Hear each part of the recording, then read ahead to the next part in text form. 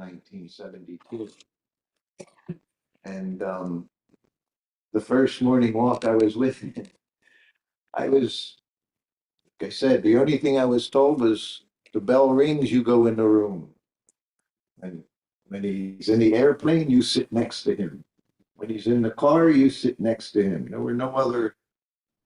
was no manual, personal servant to the pure devotee manual. That didn't exist. Now we have plenty of manuals, plenty of classes, plenty of retreats. We have japa retreats, like I said. I think I said we have GBC training. We have disciple courses, right? To become a disciple. We have initiating guru courses. Now we're going to become initiating guru.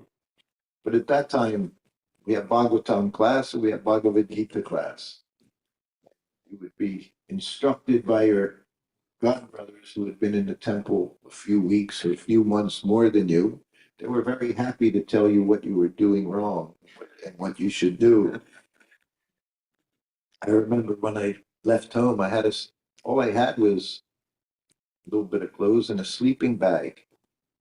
And I was fortunate. I didn't have to sleep in a brahmachari ashram very long, just for a few weeks before somehow or other I had my own facility. But I remember in the beginning, we were bhaktas. Next to me was a bhakta Bill. The other side was a bhakta Jeff and me, Vin. And so they were there. You were initiated after 3 months. So if you were a bhakta, it meant you had only been in the temple for days or weeks, you know. But I remember the first time I slept in the brahmachari ashram and I laid out my little sleeping bag and I laid down. And I laid down on my stomach.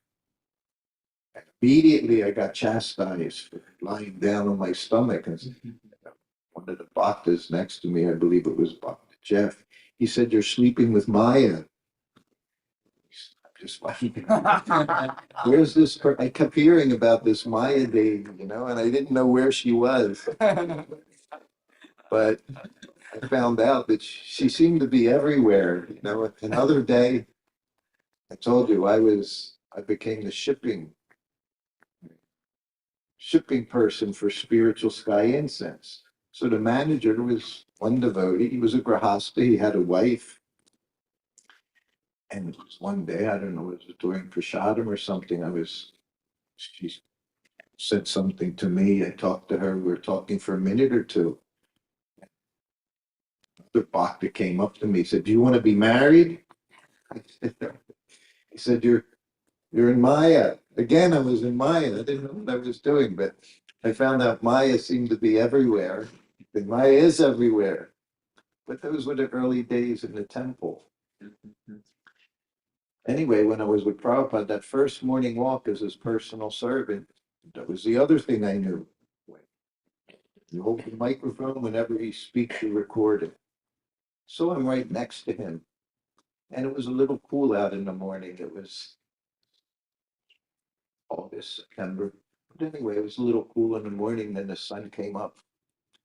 And finally, as the sun came up, Prabhupada took his chadar off, had his chadar around him. And he stuck it out like that to give it to me. So I grabbed it. And I didn't even know what to do with it. I just grabbed it. And he put his hands on it. And he literally showed me how to fold a piece of cloth. Showed me. Then he handed it back to me. And it was the first photo, there was a photograph of it. I saw it some years ago for the first time, a photograph of Prabhupada and I holding his chadar. He even had to show me how to fold a chadar. That's like it says, be a fool. I was literally a fool. I didn't even know how to fold a piece of cloth properly. He grabbed it and he was very nice. He wasn't chastising me or anything, but he just showed me. And then I, of course, grabbed his chadar and I put it over my shoulders. That was my first day as on the morning walk with him. And when you're on the morning walk was a very wonderful time for anyone that got to go on the morning walk. It was the few times the devotees would see Prabhupada outside of sitting on the Vyasasana. Sitting on the Vyasasana, very serious business. You're speaking, you're in a Vyasa-san. Everything you speak should be from Srila Vyasadeva. You don't make things up on the Vyasa-san. You have to speak from Shastra. And Prabhupada was very, very strict. Everything he said there was always telling us bare minimum. He takes bare minimum. Sleep less, eat less. I heard these things literally 1,000 times. I sat next to Prabhupada just as his right, almost 1,000 times, I think, hearing lectures. So he would speak like that. And so the morning walk was special because he might just start talking about almost anything, any conversation he could bring up, current events or something. Sometimes he would just walk, hand in his bead bag. You don't initiate a conversation. Actually, that's one of the rules. You never start a conversation with your spiritual master. If he doesn't say anything, you don't say anything. If he wants to speak, he speaks. Then if he speaks to you, he asks a question, then you can begin speaking. But you wait for him. Just like if he gives you something, you have to take it. No problem. Would say so many times the devotees would say, Prabhupada would offer them something. No. You first thing is you take it. That's your business. Always do whatever he wants. So we're on the morning walk this morning, and maybe there's 6, 8 people there. And sometimes Mataji might be there, but generally it was your sannyasis. You see morning walks, photos of morning walks, you'll see so many dandas, so many sticks there on the morning walk. And this morning walk was like that. And there was a young brahmachari on the morning walk. And to say anything to Prabhupada, of course, there would be a lot of stress to even speak to him because you're just next to the pure devotee. Like I described when first time he rang the bell, I was in anxiety. Went into a room, you don't know what's going to happen. But he made it very nice. So we're on this walk, and the walk is over an hour long, hour 15 minutes, hour and a half. And Prabhupada was on a walk where he wasn't speaking very much, just walking. It was a brisk walk. This brahmachari, you could see he wanted to have an interchange with Srila Prabhupada. This was always what we wanted to do, right? This could be your only opportunity. Maybe it's the only time you're going to be on a morning walk with your spiritual master, pure devotee, Krishna. So if you have an opportunity, just to say something and have him say something to you personally, it would change your whole life. But this devotee, you couldn't get up the courage to speak, to say anything. So the whole morning walk went on. And then Prabhupada walks back and he walks into the car. I opened the back door. He sat in the back seat behind the driver. I opened the car door and Prabhupada gets in and sits down.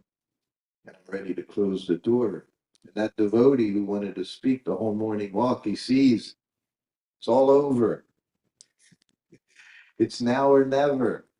And he's standing there just a few feet away from the car. Prabhupada, how do I become Krishna conscious? And Prabhupada looked at him. I think I told it the other day. Prabhupada looked at him and said the one word, desire. And then he turned forward. That was all he was going to say. Prabhupada, you always had to see his movements as a servant, as he told me in Vrindavan. First class servant knows what to do without being asked. That's first class servant. He said, second class servant, you ask him and he does it. If he has to ask you to do something, you're not even first class. Second class. He said, in third class servant, you ask him and he does it begrudgingly or not at all. Begrudgingly. I remember I was in Juhu I've been with Prabhupada now a long time, almost 2 years. And he had a flat that was up on the second floor. So in India at that time, there were no screens. And you had your windows, they were open or they were closed. So it didn't matter what the temperature was. In the daytime, they're open. There was no air conditioning there. And before the sun goes down, you have to close them. Otherwise, mosquitoes will come in, flood with mosquitoes, especially in Julu. So that was one of my services was opening the windows, closing the windows, simple thing. One day I'm sitting there in the hall, living area, Prabhupada's in his sitting room. My god sister Palika was there. And she comes in and she starts closing the windows. So what are you doing? She says, well, Prabhupada said you don't do it. I became heartbroken because it was my service to do that. He said, but for some reason, he said, Srutakirti is not closing the windows. So she closed it. So after that, I never forgot again to close the windows. I realized, but this was Prabhupada. Everything regulated. So that morning walk, 6 o'clock to about 7 o'clock or so. And of course, whenever he came back, that's when the reading was. When he came back, it might be regularly at 7 o'clock. Normally, just like here, you do 7:45. Every day, 7:45. But with Prabhupada, when he was in your town, when he was at the temple, if he came back at 6:55, you better be ready to open up the doors. And if he comes back at 7:15, that's when you open the doors. Whenever he came, that's when you greeted the deities. But if he came early, you better be ready to have those doors open because he expected it. Of course, then after greeting the deities, we'd sit down, we had Guru Puja, then we'd have class. And right after class, and now it's about 9 o'clock, we had breakfast. Breakfast, fruits, mainly just fruits, and there was always a milk sweet there. Usually a sandesh or something would be on the plate. So that was breakfast time. Before I was his servant, I told you I got to go in the garden every day because I was with Kirtanananda Swami in Los Angeles for 5, 6 days. I got to be right by the Vyasasan because again, I was with the Swami. I got to go on the morning walks, which was no one got to, he had to be big devotee, had to be temple president, sannyasi, big book distributor. By that time, we had our big book distributors. But I got to go because of who I was with. So after one of those classes in Los Angeles in the morning, Kirtananda brought us up to introduce us to Srila Prabhupada. And that's when we were going to get our Brahmin initiation. I told you, Prabhupada gave us, me and Kaladri, Brahmin initiation at the same time. In Prabhupada's room, and it was a white tile floor. And of course, it was always spotlessly clean, everything spotlessly clean. It had wax on it, very shiny and all. And we went upstairs, up the stairs to Prabhupada's quarters. We offered our obeisances, the three of us. Sat up. Kirtananda, he introduced, he said, Prabhupada, this is Kaladri. And then he said, and then he introduced me. Prabhupada looked, he said, what is your name? And I froze, couldn't even speak. And I heard Kirtananda say, he's Srutakirti. We're sitting there, and his servant came in with his breakfast, his tray, and his silver plate breakfast. And as soon as he came in, Prabhupada looked at him. He said, where were you at class? And his servant said, oh, Prabhupada, I was preparing your breakfast. He said, cutting fruit? He said, anyone can do that. He said, your business is to be at class every day. I told you, 2.5 years, I never missed one class with Srila Prabhupada. It was my very first, everything he said, you got to take it to heart. He said, you have to be at class And it was 3 months later, he was gone. That servant was gone. Then I became Prabhupada's servant. So Prabhupada always knew what was going on with those in his entourage. If you weren't around, where are you? Morning walk. You had to be, if you were with Prabhupada, you had to be on the morning walk because he wanted you to take his association. Prabhupada was very humble, but at the same time, he knew what his business was. He knew what his service was. And he expected, he had, when I became his servant, Shamasundar was his secretary. And he had been his secretary for over a year. So that was in this September. And that went on for about 6 months more. He was his secretary. Anyway, as fate would have it, he left that service. And Prabhupada had his GBC men become secretary of the month. Every month he had a different secretary, which wasn't easy because you have to, just like a servant, it takes you time to even know how to do everything properly. So he doesn't have to ask you. So same thing with the secretary. So I remember first one was Rupanuga, Hansaduda, Jagadish, Bhagavan. They were all his secretaries. Prabhupada didn't do it for his convenience. Having a secretary, which again, after about 6 months of 6 different secretaries, he again had a permanent secretary. Not permanent, but not 1 month until something happened and it would change again. And when he was doing those changes every month, he called me in his room and he said, "You have to maintain." He says, "So that as the secretaries change, everything will go on." Nice. Of course, I tried. Anyway, after breakfast was he would have devotees come in, usually managers in the temple, and he would see where he was, how everything was going on in the temple. And that would go on until massage time, 11:30, massage time. So this is Prabhupada's schedule, just like Bhaktivinoda Thakur had his schedule, regulation. Prabhupada had the same thing. He didn't write it down, but he was doing the same thing. And during massage, the secretary would come in and read the mail. Every day, we say 25 letters a day, sometimes more, sometimes less, maybe sometimes none. But as I was giving massage, the secretary would read the letters, and then Prabhupada would dictate his responses to those letters. So that's how the letters were answered. Then, of course, secretary would type everything up, put them on Prabhupada's desk, and read the letter, and then he would sign. So during massage, I told you the other day, maybe it was an evening out. Every time I went in and out of Prabhupada's room, I offered obeisances. Every time. I'm so fortunate. Sometimes 30, 40, 50 times in a day offering obeisances to Prabhupada.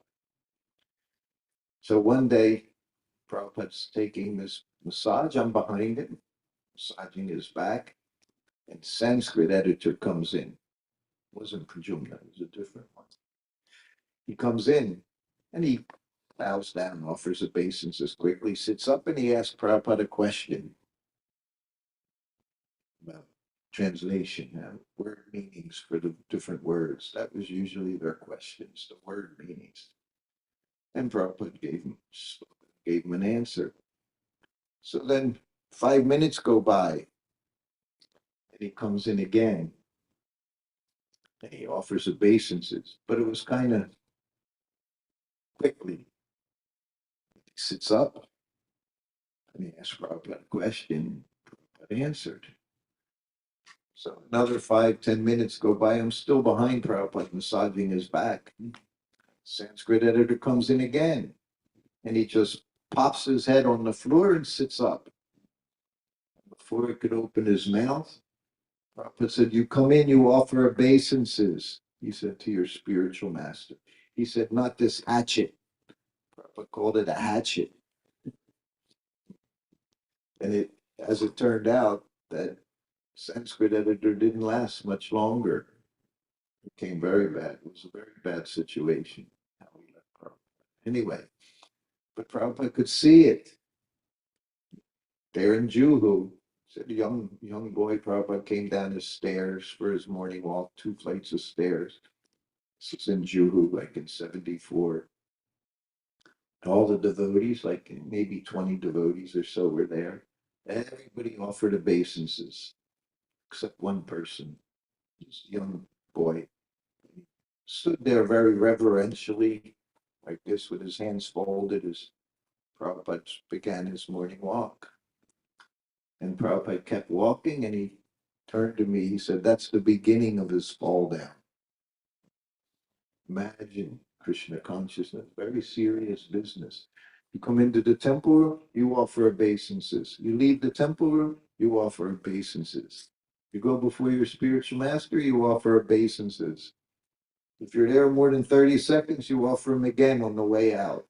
That's how important it is to have respect for the spiritual master. As I said, Prabhupada never said, okay, you did it enough today. You can never do it enough. The boy, one thing he said, beginning of his fall down. That's why we learned that way back. Razor's edge. That's what it means. If you do it properly, a very nice shave. But if you're not doing it properly, ruin everything very quickly. So then after massage, before the massage, of course, I had to set up the cooker and make a chapati dough just before massage started and turn the cooker on.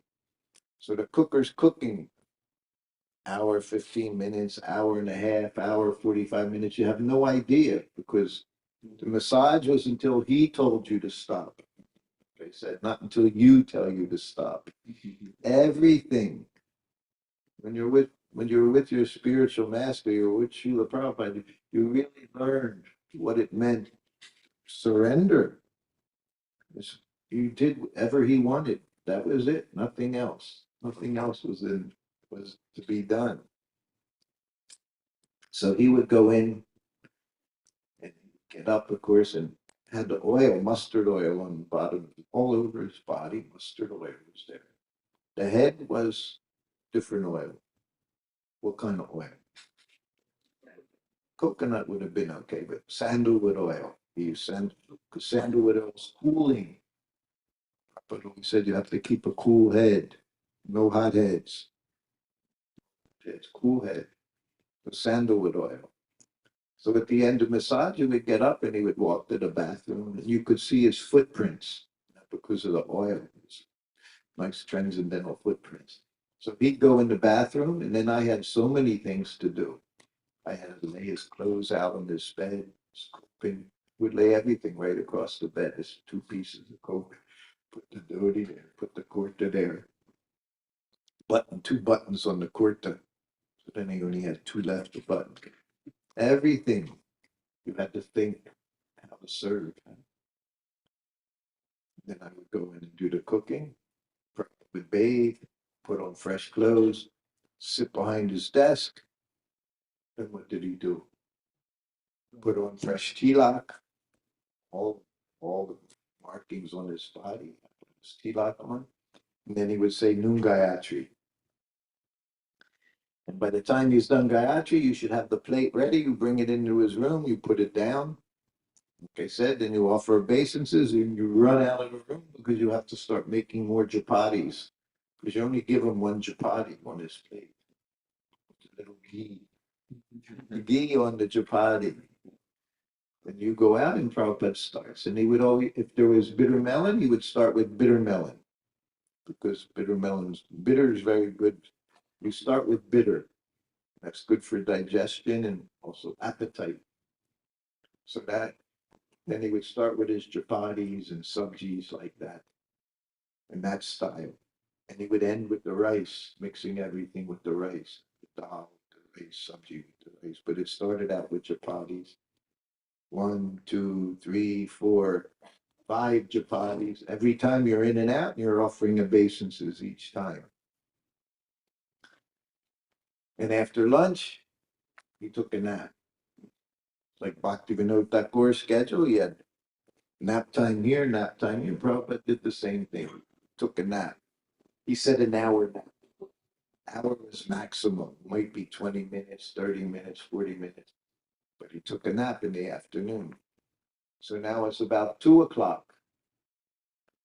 So from 2 o'clock for the next few hours, that was his bhajan time.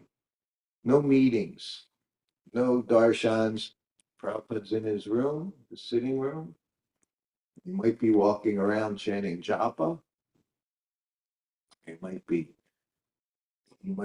reading his books. I told you that on Sunday night I described. It always amazed me in the beginning seeing him as reading his books, which even Prabhupada said, no one does that, but he was doing it. I would see him and it always his books. Bookshelf, I was with him over the course. I saw his bookshelf grow from the time I was with him. In the beginning, there were 5, 6 books there in first canto, second canto. And every month there'd be another book, another book, another book. So wherever he went around the world in his room, there was a bookshelf. The only thing on the bookshelf were his books, no one else's books. He wasn't reading. And he encouraged us to read those books. One afternoon, we were in Australia. That was 50 years ago. I just went there just a few months ago. Perth, Australia. Prabhupada was there for 10 days. And it was in a house they had rented for a month while they were getting the Melbourne temple ready to open up and have Abhishek and Stolgor Nitai deities. But because it wasn't ready, they had Prabhupada go to Perth, Australia. No devotees were there. It's a very pretty place, Perth by the ocean. It's like Los Angeles, west coast of Australia. So it was close to the ocean. And we stayed there for 10 days. So Prabhupada was there. There's a little 3-bedroom cottage. Of course, I was with him. Paramahamsa was with him. And 3 local devotees were there. 2 very young brahmacharis. My godbrother, older godbrother, Amoga Leela was there. And I I was cooking for everyone. I was cooking for Prabhupada, but I also cooking. And Australia is very nice country for prasadam. Lots and lots of milk products, just like England. Man, so many different kinds of cream. You have sour cream and heavy cream and clotted cream and ghee. So I told you, ghee they would buy. They didn't have to make ghee. They would buy these big tins, whatever it was. I don't know, 10 kgs, 15, 20 kgs of ghee. So I cooked very nicely and we ate very rich prasadam every day. And of course, we had just traveled from India. So 15 hours on the plane, everything to get from India to Australia. So Paramahamsa and I, traveling with Prabhupada, he was very good at keeping his schedule. But for us, it wasn't so easy because we slept, Prabhupada was just sleeping 2, 3 hours at night anyway, and 1 hour in the afternoon. So wherever he was, you could do that very simply. But for us, changing time zones, just like me coming here, 10 and a half hours different, still working on getting my schedule together. And it'll be together next week, right when I go back to India and again have to start all over again, trying to become regulated in your new schedule after 1 week being 10 days being away. Anyway, Prabhupada had his lunch. We all had our lunch. Nice chapatis, subjis, had vegetables, sour cream in it, lots of ghee, made halva. I would do so many things. Anyway, one day, it was after lunch, Prabhupada takes his nap. So we all took a nap. Self, Paramahamsa, two young brahmacharis, we're all in the room together, sleeping after eating a lot. And we knocked out. Anyway, at one point I'm sleeping and I'm dreaming. And I hear a bell ring. I got up and I already knew I was in trouble. You hear a bell ring. You could even tell by the way the bell rang. It rang it. So I woke up and I was totally covered in the modes of ignorance. But I had to answer the bell. That was my service. I ran into the room. I'm offering obeisances. And he doesn't wait. Like I said, he doesn't wait to look at you. He's already chastising you while you're down there offering your respects. Where have you been? I've been ringing this bell for hours. I could hear that line. Always hours, even if it was 30 seconds. It was hours. He said, I told you, like Lord Brahma, 1 minute is a year. And I've been ringing this bell for hours. And I sat up. He said, and it was evident I was sleeping, and while I was offering obeisances, I was trying to exercise my eyelids so I didn't look so sleepy when I got up. But he already knew. I sat up. He said, all the karmis working very hard for their sense gratification, working very hard for their sex life, not the devotees. He said, oh, they're sleeping very comfortably. I never say anything, never give an excuse. Then he said, where are the others? He already knew where the others were. We're all sleeping. He said, call them. So I went back in, and now there's three of the Australian devotees, and these young boys, they never even saw Prabhupada before. So first I woke up my Paramahamsa Swami. Prabhupada wants to see us. He's really mad. And then I went to the brahmacharis, and he said, Prabhupada wants to see you. So they were happy. They thought, oh, Prabhupada wants to see us. And I'm like, you don't know what's going to happen next. So then we all go back in the room. We offer obeisances. Sit up. And he says the same thing again. Everyone working hard, he said. All the karmis. We call them karmis, just like that's how we developed that. Technically, you wouldn't say they're karmis because karmis, even also, they work specifically in Dharma. He said, all the karmis, he said, they're working very hard, he said, to enjoy their sex life, not the devotees. He said, all sleeping very comfortably. And they just looked at us. He said, go on, go back to your room and sleep.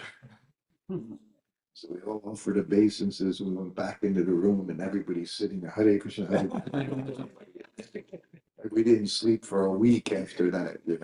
Well, Hare Krishna, Hare Krishna. And then the bell rings again. So I go in the room, offer obeisances. He says, call them. So I go back into the room. I said, we're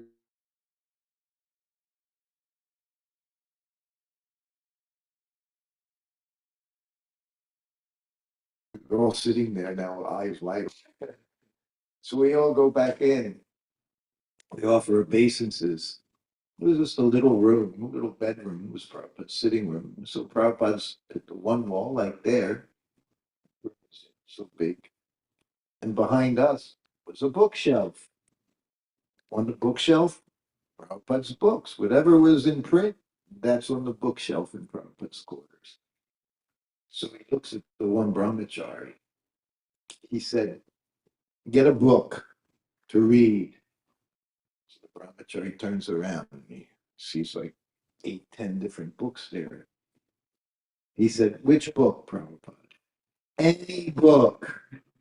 So then he grabs the book. Prabhupada said, read. Where, Prabhupada? Anywhere. Anywhere. So he had us have a little class. So this is how he would make us understand that he liked us using. He was just trying to correct nonsense. Maya, sleeping with Maya all the time. He didn't like sleep. We got chastised more for sleeping than anything else as we traveled with him. Because he wasn't just our spiritual master guru, he was our temple president. He was our treasurer. He was the temple commander. He was everything in this, and he took care of us. And he made sure that we were doing what we were supposed to do. That was there in Australia. After we were there, and then we went to Melbourne, and then we flew to Fiji. We flew to Fiji. And that was funny because when we flew there, it was a Codicy. And when we arrived in Fiji, it was very late at night. And they, of course, prepared prasadam for us. So we get there, but the prasadam wasn't a Codicy prasadam, it was grains. It's not a Codicy prasadam. So we hold up. Secretary Prabhupada, he said, grains. Prabhupada said, just take prasadam. That was it. He just said, just take prasadam. It's prepared. He said, you take prasadam. So then the next day comes around. So now it's like 10 o'clock in the morning and we're all sleeping. Me, Paramahamsa, whoever else is there, we're sleeping. Prabhupada rings the bell. I go in the room. He knew when we were sleeping. He knew everything. Prabhupada knew everything. Go in the room and he says basically the same thing. Everyone's sleeping so comfortably. All the devotees so comfortably sleeping. Where's Paramahamsa? Swami Maharaj. He was Prabhupada's youngest sannyasi. He took Prabhupada, gave him sannyasi. He was 19 years old. 19 he was. Devotee for 2 years when Prabhupada gave him sannyas. Call Paramahamsa. So I go back into the room. I said, Prabhupada wants to see him. I said, he's really mad. We're sleeping.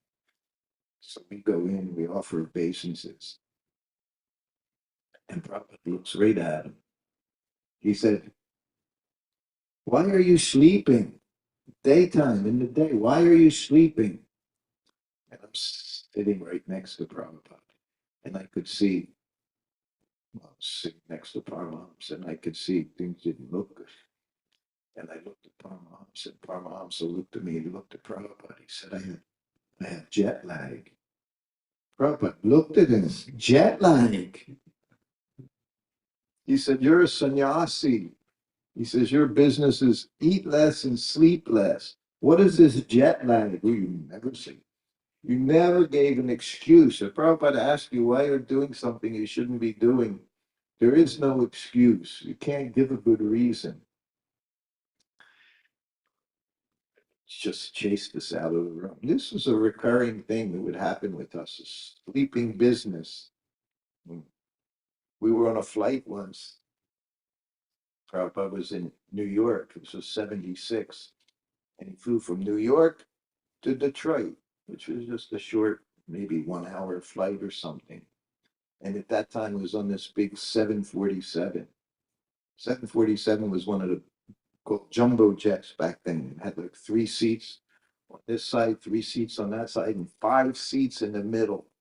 Just so many seats were in there.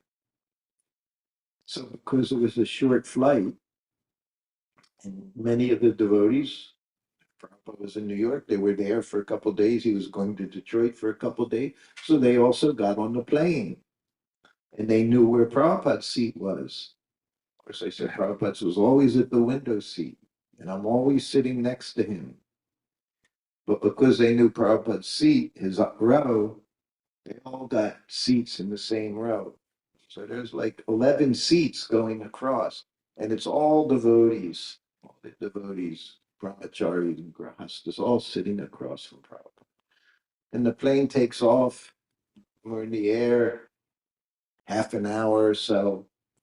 Prabhupada's sitting in his seat, and I'm next to him, so my hands in my bead bag. even if you're not doing anything, you just have to have your hand. You have to make believe that you're a good devotee. Sometimes it was hard because they had those big movie screens at the beginning of every section, so your eyes would always go and look at the movie. Anyway, Prabhupada's sitting there and I'm sitting next to him. And all across the road, there's so many devotees. And you see the devotees and they're like all across the road. And Prabhupada's looking and he sees all of them sleeping. And he looks at me. He said, why are they all sleeping? He said, everyone, look, he said, no one on the plane is sleeping. None of the karmis are sleeping. They're all doing their business. Only the devotees very happily sleeping. Why are they sleeping? Inside, I want to say, well, Prabhupada, when you went there, they were up all night painting the temple and doing this. And when Prabhupada was coming, nobody slept for days because you always had to make the temple look very nice. If he's coming here, you're going to make everything, the entranceway, to make sure everything looks perfect and beautiful and brand new. So there was a reason why they were sleeping, because they hadn't been sleeping. But you couldn't say it, because if you say anything, it's just going to increase the chastisement. I learned that right away. I told you before I was a servant, I learned it from his servant who said, I'm making your breakfast. And he just looked at him. Breakfast, cutting fruit. He said, anyone can do that. You be a class, he said. But that was it. Sleeping. No sleeping. I told you when I became his servant there in Dallas, that was my second day. Yeah, my first day, I said it was morning walk. Taught me how to use the cooker, started teaching me how to massage. And then after lunch, he took a nap. And I heard the bell ring. This is just my second day as his servant. I hear the bell ring after his lunch. So I go into the room, and the door was right next to his asana there. Right? Just a cushion on the floor, very simple, and his desk in front of him. So I went in through the door on the side. I didn't go around to the front, in front of his desk, just because the door was there. I went in, so I'm right next to him, not in front of him. I'm literally next to him, and I offered obeisances. And he looked at me. He said, Srutakirti, your name's too long. He said, from now on, I'll call you Shruto. Okay. He never called me Shruto again, 2.5 years, but at that time he said he called me Shruto, which is kind of a Bengali style, the O on the end, little Shruto, rather than Shruta even, it was Shruto. And then he just kept looking. He said, do you take a nap after lunch? No, none of this. ISKCON 71 in the 70s, while Prabhupada, there's no such thing as naps. Lucky if you got 5 hours of sleep at night, because you had to be up early in the morning before everyone had to go to Mangalarti. So I'm thinking he was questioning me that I was taking naps. I said, no. Only nap time was Bhagavatam class. Just like here today, sometimes some of you people are taking naps in Bhagavatam class. That's the only time we napped. Temple commanders at one point, they all had squirt guns. They would have these little squirt guns. They didn't fall asleep because they're waiting for somebody to nod their head so they can shoot them with a stream of water. I had one godbrother gave class. He fell asleep giving his class. Only one I know. One time, a whole group in LA, they divided into two groups. One was in the temple, one was outside. They went outside the temple. They finished. They came back in. Everyone, speakers. He was giving class, and he was so expert. He could nod out in the middle of a sentence, and when he opened his eyes, he would continue right on in a sense. So he was expert class giver, napper. So then he looked at me. Imagine I'm literally was 72. I'm 21 years old. I've been in the temple for 16 months. And he looks at me and he says, I'm an old man. He said, when you're old, you can't sleep too much at any one time. He said, so I take a nap after lunch. And I'm just thinking, who's this person saying this to his disciple who just became his servant, explaining it about taking a nap? But who? You couldn't understand who Prabhupada was and his humility. So humble he was. I just said, I didn't question anything he did. I knew he was pure and I knew I wasn't from the very beginning when I was with him. I always knew that. And it's one thing that protected me. I told you about that Sanskrit editor. He started questioning. Oh, we lost a few Sanskritists. You know, they learn a little Sanskrit and they think, oh, Prabhupada's translating a word like this, but the word is like this, it should be like this. They would start questioning. I said in the car yesterday, right? Bhakti. If you look up bhakti, Google bhakti, it'll say devotion.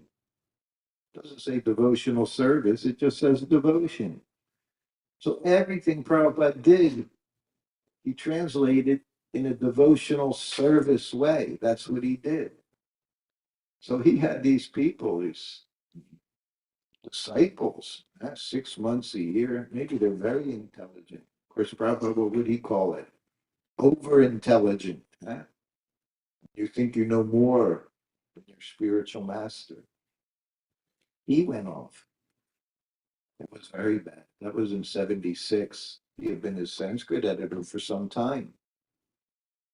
But he started to think, Prabhupada just doesn't add up the way things are going. And of course, being in Vrindavan, most wonderful place, also means the most dangerous place. Everything's always side by side. Prabhupada said, you know, Krishna his front, Krishna, back is Maya. The backside, he called it Maya.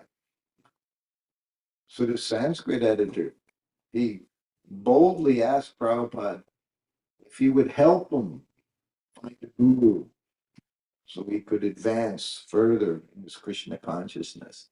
This is what happens when you go to Vrindavan.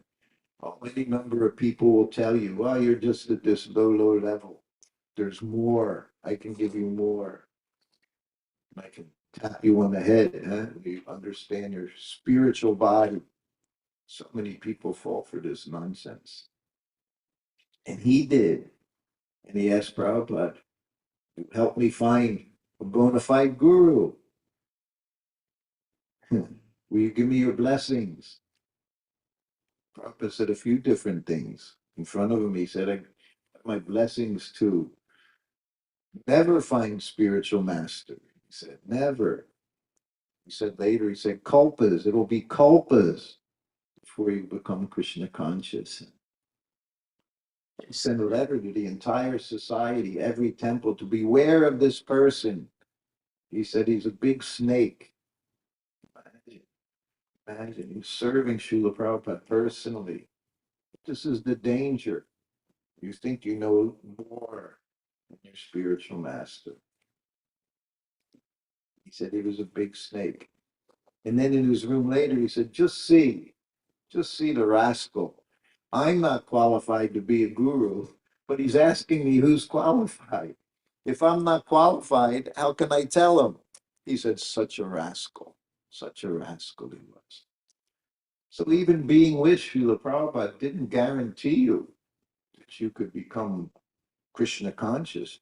To the contrary, you could spoil your life.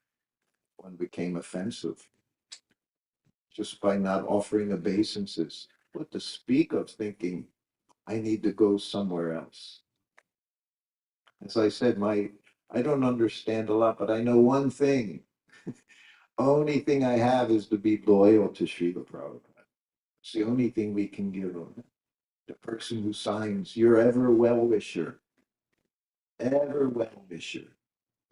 Every letter began, please accept my blessings. Every letter ended, your ever well-wisher. We can spoil that if we don't accept them as ever. We think there's something else better out there. Finished. Finished. So we have to be very, very careful. Krishna consciousness, very careful, especially not to offend. That's what I was saying. All these things that go on, all these changes that go on. And sometimes your god brothers, well, we don't want to offend, don't want to offend the devotees. We don't say this and that. We don't want to offend. No, offend Prabhupada. Offend his guidelines, his rules. Don't follow them. That's the offense. But we get chastised. Oh, you're criticizing this person. You're criticizing. You're in Maya. You're criticizing. Your whole Krishna consciousness is finished. But if Prabhupada gives an instruction, you don't follow, that's the offense. That's the person who you have to concern yourself about offending is him. If you know you need to do something, you have to do that to follow his instructions. If others don't want to follow, that's their business. But our business is to follow and to repeat. It's already after 9. We'll continue tomorrow morning.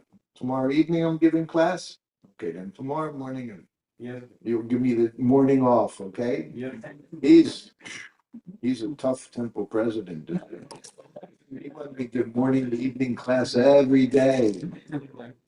That's what I'm used to that. They give you a ticket, they own you.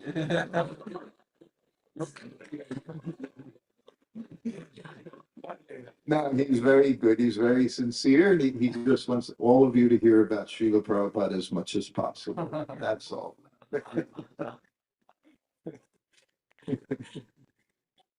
Right, Prabhu? Hare Krishna. Okay, we can have 1 or 2 questions if you like. If anyone has any corrections, comments? Yes. How are you, Mataji? Good to see you. Um, I heard like in some different Prabhupada memories where devotees would sometimes criticize if this Prabhupada disciple would form a group outside of this. Mm. And said to not criticize. He said in the future there'll be many groups. In the future, what? He said there'll be many different groups. Mm. Which could you let us know anything different or thoughts? Yeah. I once had a dream. We don't talk about dreams much, but I had this dream. And this was after Prabhupada left. And I was literally walking with him hand in hand. And it was a place, it seemed like Mayapur, but it's never just the same, but it seemed like a Mayapur kind of place. And we're walking. And I realized he's right next to me. And I have all these questions to ask him. I've never asked him while he was here because I always thought he would be with us forever, at least until he was 100 years old. I figured 100, and many thought like that. He'd be around till he was 100.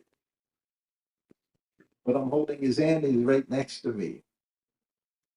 And I said, Prabhupada, after you go, how should everything go on? How will things go on?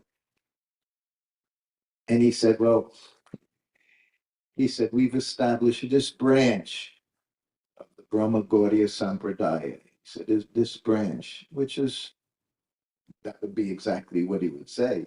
He said, it'll go on in that way. But I wasn't satisfied with the answer because my question, I realized I needed to make it more specific.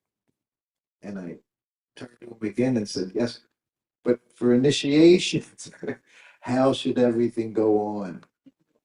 And then I turned and he was gone. And I turned the other way and it was all dark. It went on a little bit after that, but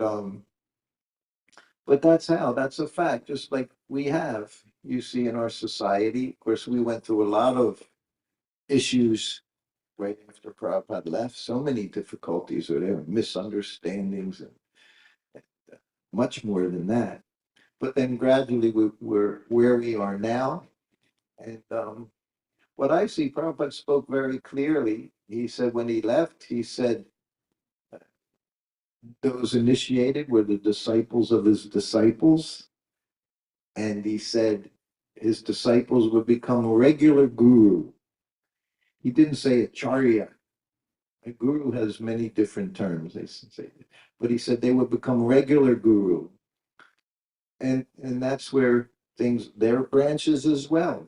You know, as I travel around, I see some of the branches are big. You have some got brothers, 10, 20,000 disciples. Some of them have 10, 20, 50 disciples. So in this way, everything will carry on. But to be a branch, you're all being fed by the same roots. It all goes back to the parampara and the disciplic succession. And our branch of the Brahma Gaudiya Sampradaya is all through Srila Prabhupada and his instructions. But if we take that and change everything, then the branches are just going to gradually just dry up. You know, in order to be nourished, you have to be following everything very closely, like Prabhupada did. I told you in the class the other night, even when he described just one page, just one line, that's there in Shastra as well. It's not something he made up. So for us to have potency, for us to be watered in our branches, we have to understand Prabhupada's desires, his desires. Like he said, how do you become Krishna conscious? Desire. But we have so many desires. So all those desires, they have to be all whittled down, all these material desires for big house, pretty cars, pretty spouse, children, all these things. They're all mundane desires. Devotee only has one desire to serve, and that's how he's happy in the service. So we have many branches are going on. ISKCON, Prabhupada said, is Lord Chaitanya's desire. So everything's going to go on. But to be part of it, you've got to follow. You've got to follow the previous acharya. We're so fortunate that we just have to go back to the 60 years ago. We have founder acharya right there. That means he establishes everything in this society.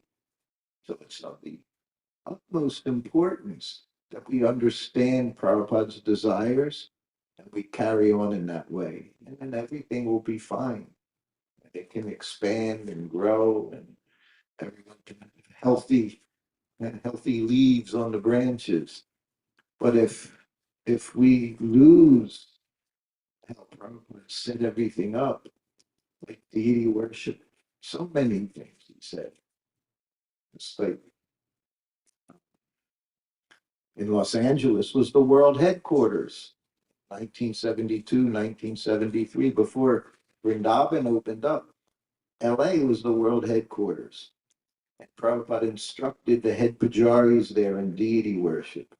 And people would come there to learn how Prabhupada showed them what to do. I told you some stories about that, bringing in puris into the altar one at a time. And Prabhupada said, no, that's not how I've trained you. Just do what I've shown you. That was the thing. So that's what we have to do. And then again, he got a letter once, 1972, 1973. He got a letter from the head pujari in Los Angeles. And he asked like a dozen different questions. You can find the letter. It's there on Database or wherever. About bathing Lord Jagannath. Prabhupada said, no, you just do how I showed you. You don't pour bathing the big deities. He said, no, that's why you have the Utsav deities. They're the ones you bathe like that. And then in the letter, he said, he asked if it was okay to show Radharani's feet. He said, never. He said, you can continue to never show Srimati Radharani's feet. He said, but you can show Krishna's feet. That you should do, show Krishna's feet. Then a year later, he gets a letter from one of the artists, BBT artists, Parikshit, painting beautiful, beautiful paintings. And he asked Prabhupada, in the paintings, should we show Radharani's feet? No, he said, never show Radharani's feet. So as time goes on, all these things people have, well, here they do this, here they do this. So we have to follow strictly what Prabhupada gave us.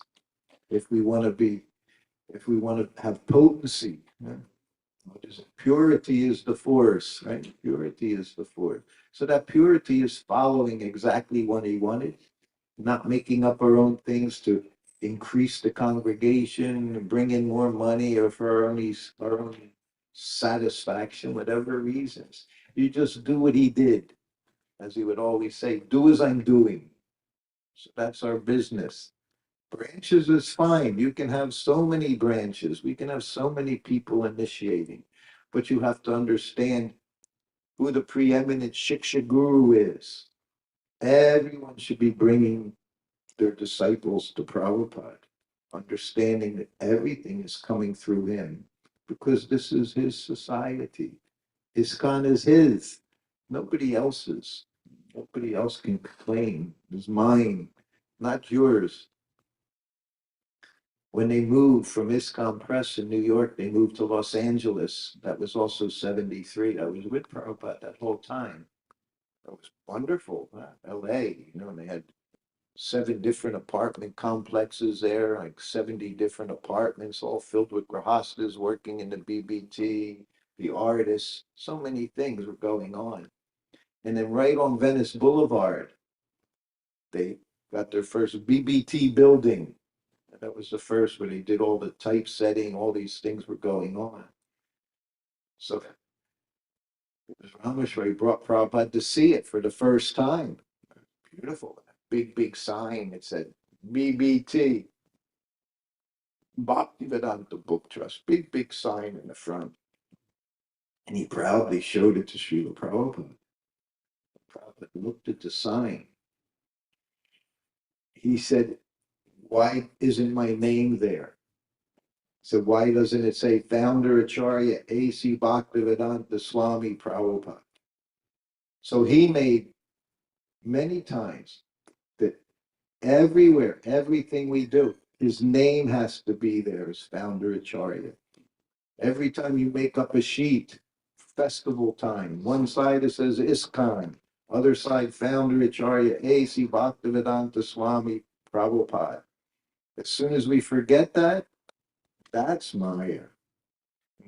Thinking, not important. I see so many flyers come out. I always say, you have to have Prabhupada's name there. This is his society. Everything belongs to him. Once a devotee was before Prabhupada in his room telling him, I did this, I did this, I did this. He said, you don't do anything. He said, I do everything. Everything you're doing is only because he gives you the potency, the power to do it. As soon as we think, I've done this, I've done that, they're already in Maya. He quoted his spiritual master. Someone would say, what are you doing? He would never say, I'm doing this. He said, if Krishna allows, I'm going here. If Krishna wants, I'm doing everything Krishna. So for us, everything Prabhupada. If he allows, I'm doing this. If he gives me permission, I'm going here, I'm going here, I'm doing this service. Personal. Everything is personal. And we're impersonal, trying to learn how to be personal. He went up his stairs in LA once and he stopped right behind him and he saw a bead bag hanging on a doorknob. He looked at me, he said, whose bead bag is crying there? It's personal. Everything personal. How can it cry? How can a bead bag cry? But he said, whose bead bag is crying there? The very next day, he's going up the steps. There was a plate of prasadam sitting on a radiator cover, He looked at me. Whose prasadam is crying there on the table? So this is to be Krishna conscious. Everywhere you see Krishna, everything. You see a faucet dripping, you tighten it. You see a light on in a room, nobody's there, you turn the light off. It's all Krishna's energy. Until we do these kind of things, it shows we don't understand everything Krishna. Everything's coming from Krishna. Everything is Krishna. Krishna is in every atom outside. We say these things, but the realization is when you actually act upon it. Then you see you're making some advancement. Prabhupada went to Krishna Balaram Mandir. He was walking around 1976. In the back, there's two donation rooms, donation areas. So he's walking around in the morning and nobody's in the room and the fan was on. He said, I have to travel 10,000 miles to tell you to turn off a fan? This is Krishna consciousness. I can't say we have a long way to go to understand how Prabhupada saw everything, not to waste anything, not to misuse anything. That's Krishna consciousness. All right, it's already 9:30, so we'll end here. Tomorrow evening, we have a program tomorrow evening? Yes? Yeah. What is Midweek feast, public program. what time is that? We'll have 6 to 6:30 RP, 6 p.m. 6:30 to 8 p.m. Class? Yes. I'd be giving that class? Or somebody else? We have invited His Grace. Who? His Grace Srutakirti. Okay. Okay. I'm working off my debt. Okay. You know what I mean? And we are also feeling our years yeah. Okay. So please only come to this time. We want to feel more. All right. 40 years of quota, Prabhu. Yeah. 50 years ago, I was here. I remember. A lot from actually. I don't remember much about that, but and it was then that I was giving Prabhupada Katha classes. I had just left Srila Prabhupada a few months before. So at that time, and Naranjan Swami was here. He was a brahmachari. And I just saw him last month in Hungary. And he told me this whole story that I said, which I said many times is very famous. But he remembered it from 50 years ago when he was sitting at the class in brahmachari. Then 75, yeah. Back in 2000, I was in Vrindavan. It's when he invited me to the Ukraine festival. That was the first time I went to a Ukraine festival after his invitation. I went to many after that. The first one, there was 800 devotees, Festival Ukraine. And by the time the last one was there, I think it was 12,000 or so. Yeah, 12,000 devotees. Unfortunately, now things are such a mess. And his health suffered so much. He has so much compassion, Jamara, so much compassion that he just constantly, it's all he thinks about is all these devotees struggling, temples struggling, all this thing going on in Ukraine, which he developed from the early 80s, back in the early 80s. He developed that so many devotees from that area, by his hard work, but he really struggles because of how things are. Anyway, Srila Prabhupada ki Yeah. Hare Krishna. Once we have invited this Malvan group, he came just because this Nehru Swami asked him. So when he came, we had a similar kind of schedule, more than that, morning, evening, morning, evening, morning. So there is not that group because we want to hear from him. Yes. It's rare to get such association, and especially yours. You are one of the precious. Thank you. Thank you. I appreciate, he's very wonderful. I'm teasing him, but I can see he just wants everybody to get the most possible association with Prabhupada as well. So, yes. I remember saying, when we were writing each other, of course, I didn't know you at all, but we're writing, and I figured, to travel from India to here, we're going right back to India because there's festivals we have to prepare for. Both of us would both work in a temple, my wife and I. So to come and travel 10-hour different time zones, you have to stay a while, just your body to just. So I said, at least a week or something. But he was very clever. He figured he'd get me for 2 weekends. So he turned it into 12 days. Right? So we got this last weekend and we get the next weekend. Good manager. Good manager. Hare Krishna. Jai. Srila Prabhupada ki jai. Yeah, Srila Prabhupada, Prabhupada 60th anniversary Mahotsav ki jai. Happy birthday.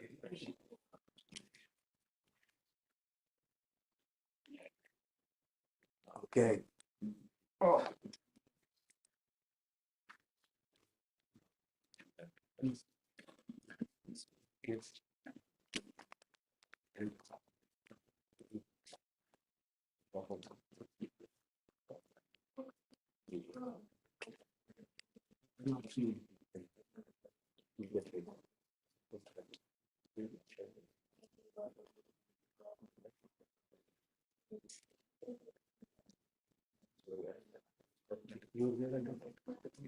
Are you there until 16? Years? Office. Yeah. Late as night. So,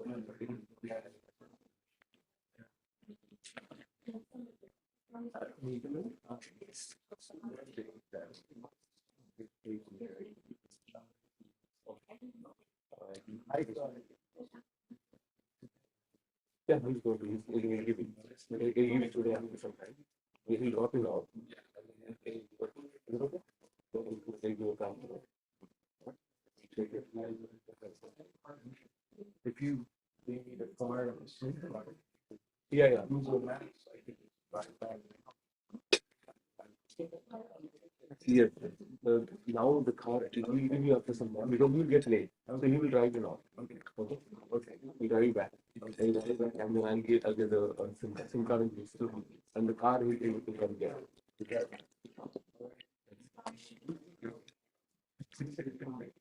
How are we doing? I'm doing so. We should come together. Yes, so I think I used to talk to you. Maybe I have to get you on the phone. We don't know. So I think yeah. Maybe I is there on the phone and then we'll talk about it. Maybe tomorrow,